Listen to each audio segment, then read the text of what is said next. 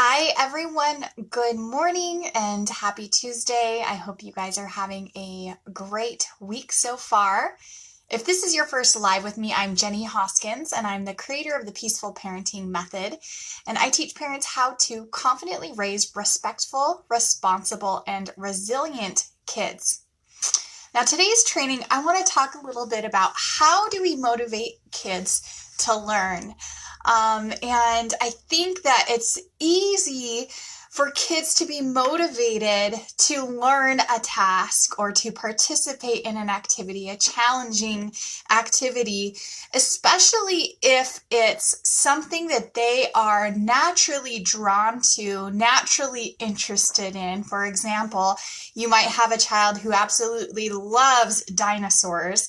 And so that intrinsic motivation is already built in with them. That intrinsic motivation for them to study dinosaurs, to research dinosaurs, to give presentations on dinosaurs, to talk about it with their peers and their teachers. Or you might have a child who absolutely loves to play the piano. And so practicing the piano for them is already intrinsically motivated for them. And while we want to, of course, encourage our children to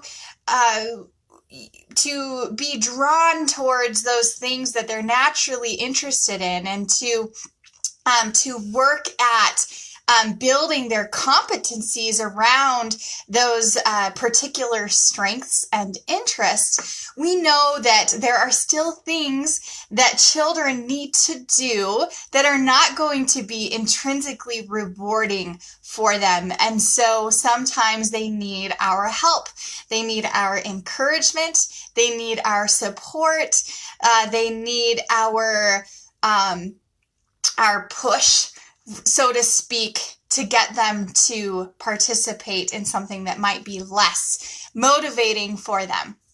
And so that's what I want to talk about today.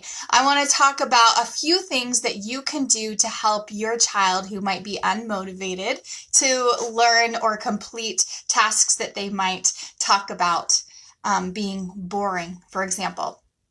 So one of the first things I think that comes to mind a lot of times for parents is to use rewards, or to use a reward system in order to get your child to do something that they otherwise wouldn't want to do naturally.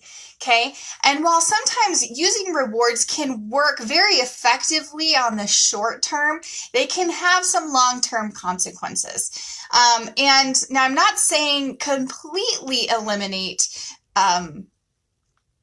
using rewards, but just have it be one tool in your toolbox, and know that there are some limitations, okay? So, for example, you might use a reward system initially to get a child over that first difficult hump, and once they do get over that first hump, whatever the task might be, they might realize, oh, that wasn't so bad, or I actually enjoy this, and then they've developed that intrinsic motivation quite quickly, quite easily, and you don't have to use that positive praise, or that reward system any longer. Okay. So for something like that, it might be effective, but sometimes if you're using it too often, too frequently, what happens is it might lose its appeal over time. Kids might start to depend on it. And so anytime you ask them to do something, they're going to say, well, what am I going to get out of it? And also sometimes focusing too much on reward system and external motivation sort of undermines that internal motivation. Okay, so today I want to talk about just 4 things that you can do to help your child stay motivated, or to build motivation in those tasks that might otherwise be sort of boring or less motivating for them. So the first thing that you can do is you can help your child to develop competency in a specific task that they might feel that they're not very good at, right? Nobody likes to feel like they're failing or that they're not good at something. And I think it's important to teach kids that everybody starts in this place of maybe being a beginner, or, not all tasks come natural to us. There are some things that each of us are naturally good at, but there's some things that take more time and practice and effort and perseverance. And so if we can focus on teaching the child how to work towards competency, that can be very helpful in teaching them how to be motivating. And ways that we can do that is, like I said, focusing on the effort. So acknowledging when your child is putting in the effort versus focusing on the outcome.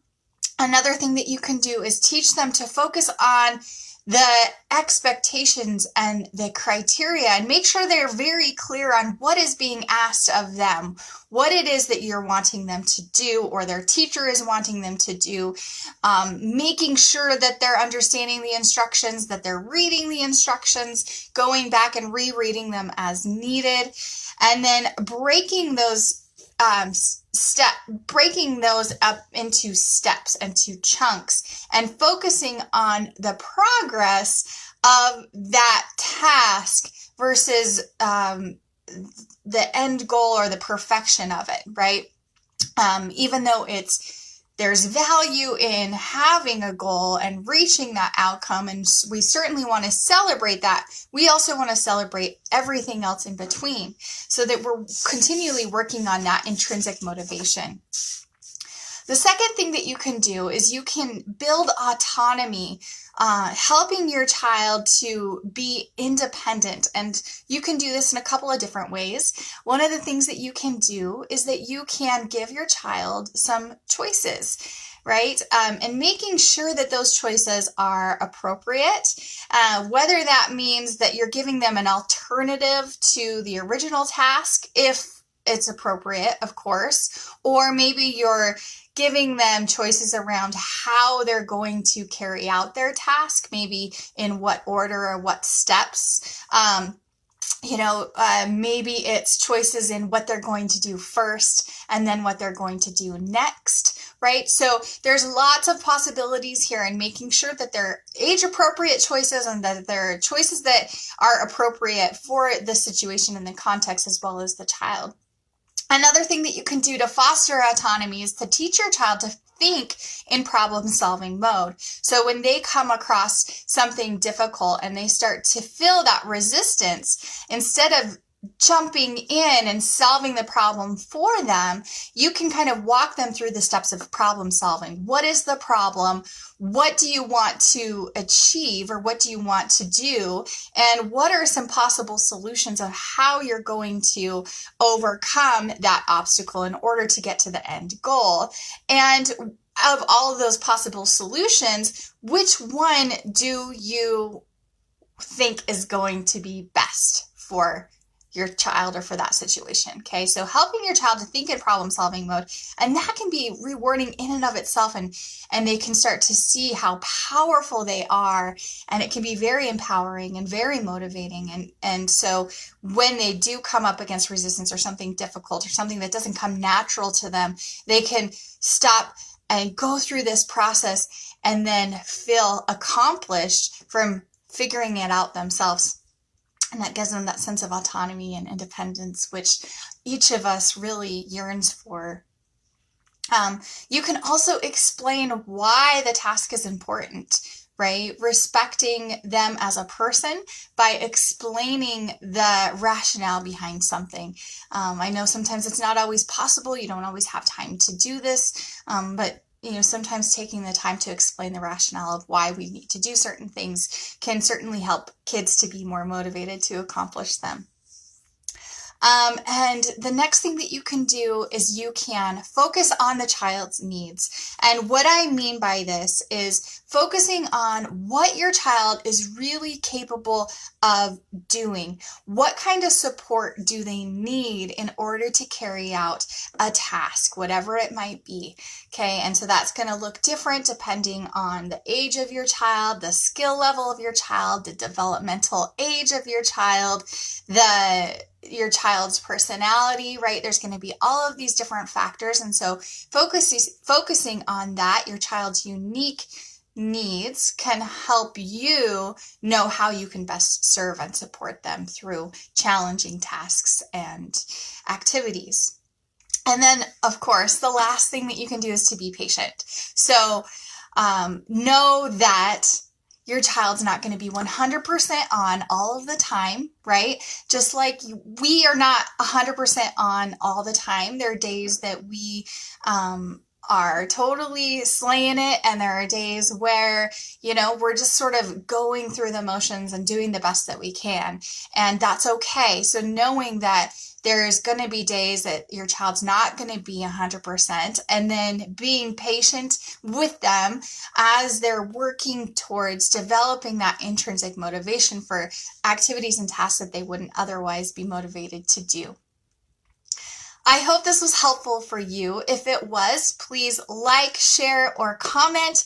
I appreciate all of you guys for being on here and for allowing me to share what I'm passionate about, which is teaching children how to be respectful, responsible, and resilient.